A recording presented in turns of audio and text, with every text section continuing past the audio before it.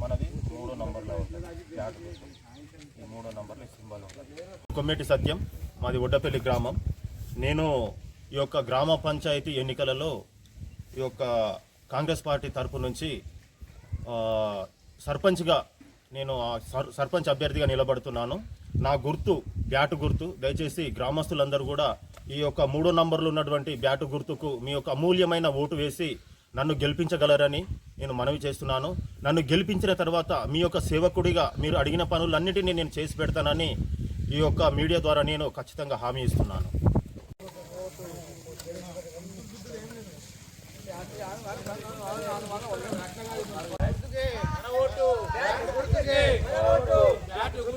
మన ఓటు